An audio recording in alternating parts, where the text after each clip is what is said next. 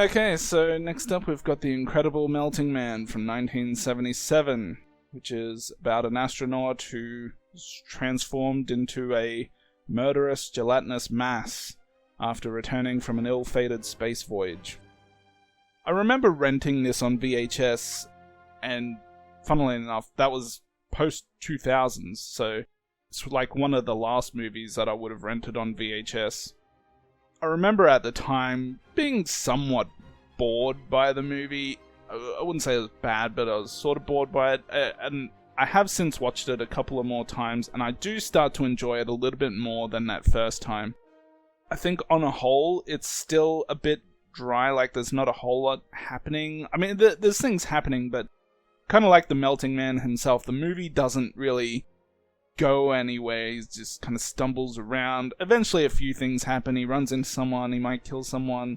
But yeah, it's just one of those movies that I don't think you really needed to do much writing for this one. Speaking of writing, as this movie begins, we see the name Alex Rebar pop up a couple of times, like at the start and right at the end. Like, it's a big name, and I had to go search, who the hell is this guy?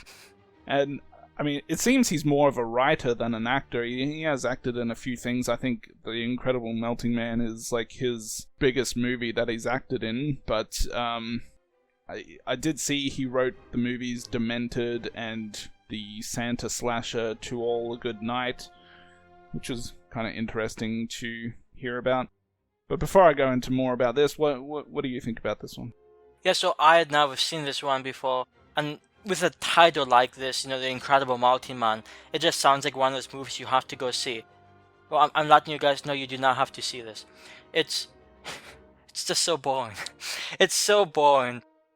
It had fantastic special effects. I mean, as far as the special effects go, I think it's an A+ movie. But it's just so dry. And, I love the 70s. I think the 70s is one of the better decades for the horror genre. This movie. I mean, it was difficult for me to keep focus. Because like Chucky says, it's this guy tumbling around, he runs into somebody, he might kill them, then it happens again, and we see this military journalist doctor, let's go look for him, and they don't find him, until the end, even though he's outside, like, the main guy's house for, like, half the movie. It's interesting, and I won't deny it had some charm to it. Although I have to say, none of the performances did anything for me besides the two old people, who were like pretty much the only like sort of comedy relief. But I like them. That old lady is the greatest actress of all time. And unfortunately, this is one of her last movies, if not her last movie. And that's actually true for both of them. They died like 2 or 3 years after this came out. So that's somewhat disappointing because, like I said, they're pretty much the only characters here that have character. I mean, the main doctor, I guess, is okay, and the conclusion is actually somewhat interesting. A bit more somber than you might expect, but at the same time, it doesn't really save it. That said, like Chucky says, maybe if I watch this again, I might enjoy it a bit more. But first time through, this was not exactly one of the high-class horror movies from the 70s I recommend to people. Yeah, I mean, you mentioned the special effects, and obviously that is the highlight of the movie. There's multiple scenes that are enjoyable, like multiple moments in the movie that are enjoyable just purely because of the special effects. Obviously the ending where he's melting, that's a really cool scene where you see kind of his head collapse. Not only is that pretty cool looking, it's actually somewhat depressing too, because you can still tell that the guy is still like human, and you just feel sorry for the guy because he had no control over any of this. Yeah, and the head floating down the river was kind of amusing as well. It was one of those scenes that kind of sticks in your mind, at least after you finish watching the movie. Yeah, it's funny. I was actually expecting the kids to run into the decapitated head. Yeah, but they never sort of bait and switch.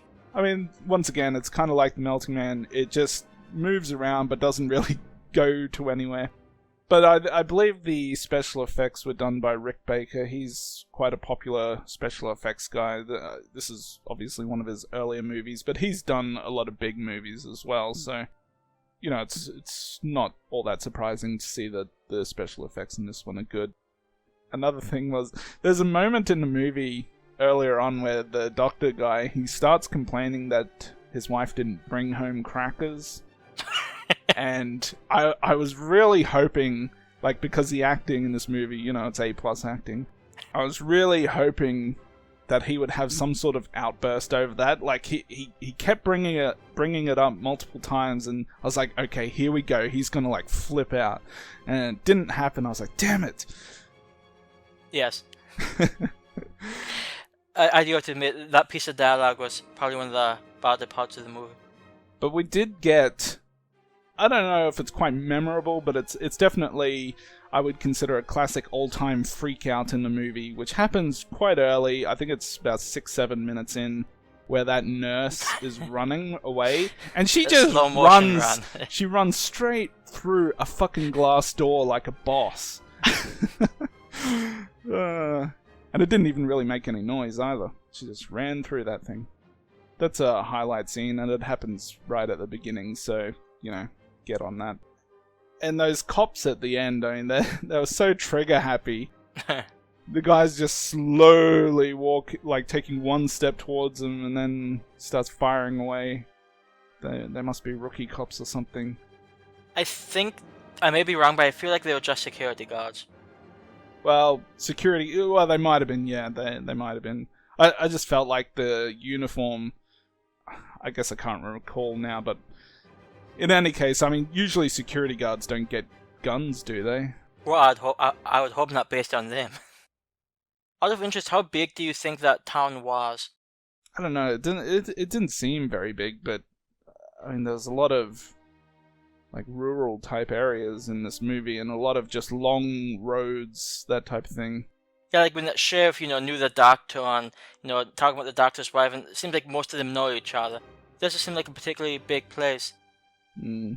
And at the same time, if it's, like a population of, let's say, 3,000 people, is it really worth, worrying about this guy going around killing people? Just like 3,000.